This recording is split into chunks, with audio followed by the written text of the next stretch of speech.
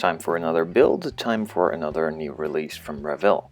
This time it's the Revell Germany Porsche Panamera Turbo, so let's go through the box as usual first and then into a bit more detail later on.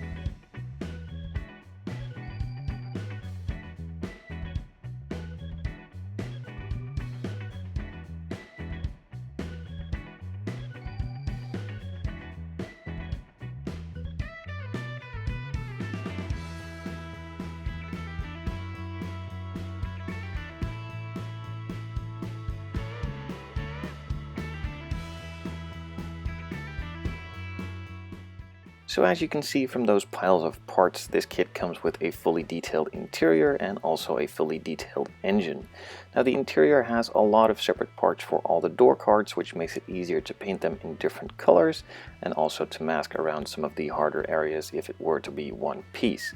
All the pieces and parts here are super nicely detailed. They are very crisp, have some very clear lines, so it makes it easier if you want to detail those lines, add a secondary color, maybe even mask it off or add a couple of decals here and there.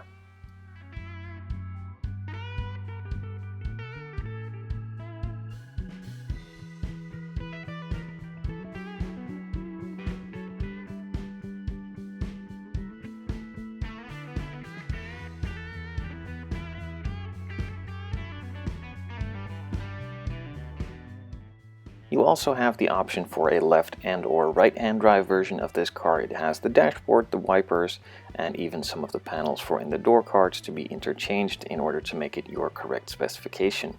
Now the thing is that I don't understand that the rear seats are nicely detailed on the top part. The bottom part is nicely detailed as well, but they decided to mold it into that interior pan. Now it's not that big of a deal, but it would have been a lot easier if it were a separate piece, just like all the other interior components that they spend so much time on making into separate pieces, but somehow decided not to do that on the rear seat. And here comes pretty much the worst sprue in the entire kit, apart from the wheels, but we'll get to that later. The chassis lacks an insane amount of detail. It pretty much has nothing except for a couple of flat spots, some lowered drilled holes, then filled back up again, and some things that's supposed to be the control arms, and some really weirdly vented brakes, which are halfway vented, and then they decided to stop somehow. Well, we can replace a couple of those parts, and after all, it's still the chassis, so pretty much no one will ever see it, apart from you guys, with me painting it in these videos and assembling it, of course, that is. Now on the other hand, they did fully decide to detail the engine out. I don't really know why, as with these modern cars you pretty much get a big plastic cover to put on top of it and nothing will be seen, and especially with the chassis that they made, nothing of it will be seen from the underside either, and the grills in the front will be covering the front of the engine up as well. So nothing will be remained of those details anyway, but I'll try my best to make it look pretty good. And apart from that lacking chassis detail and disc brake detail, they moved on to something even worse, and that is the wheels.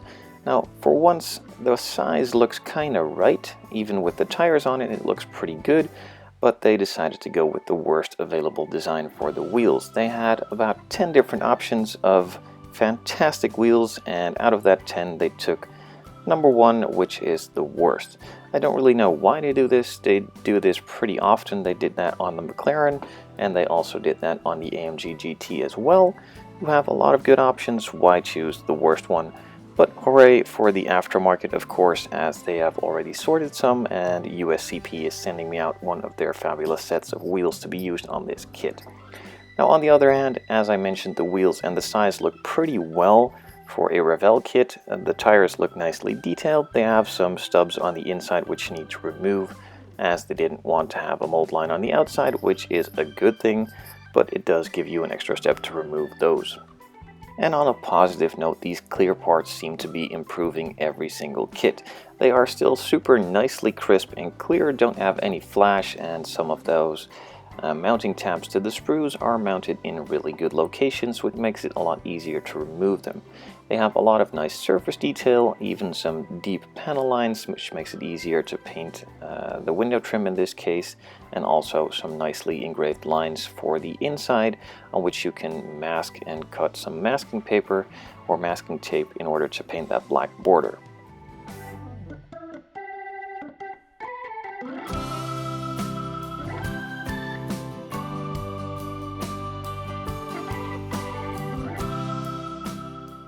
They also included a super nice set of decals with a lot of license plates and also some buttons to fully detail out all those interior components, logos, and emblems all over the place. And then now finally moving on to those body pieces. Now somehow Revell decided to do these in a blue color, which is really odd. I would just prefer it if they would mold it in white, which makes it a lot easier to paint it in pretty much any color you wish, but with a very prominent blue color, it could be hard to paint it in white or any other brighter colors except for black or some darker reds or something like that. It does have a couple of weird molding spots on the top, but with a bit of sanding they should be removed, and after a final coat of primer it should be nice and smooth. All these body parts and components look really nicely casted. Some of those mounting tabs are in good positions, which makes it again easy to remove them, just like on the clear parts, and doesn't really give that big of a hassle. Now again, some of those molding problems on the hood are also visible on the body, especially on that trunk piece, which is also the spoiler on this car, and also a couple on the front bumper.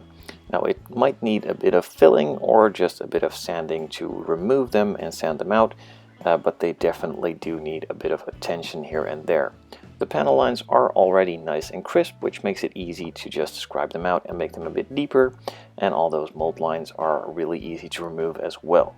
Now I've heard that a lot of people are not agreeing with the front design. I do agree it looks a bit weird, but again, we can't have it all. At least we have another Porsche. Now if Revell would do a Cayman or a 911, maybe even Cayenne or a Macan, we would all be really happy. Now let's move on to the build in the next video.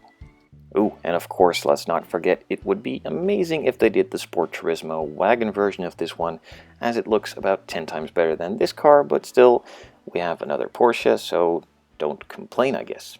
It's something.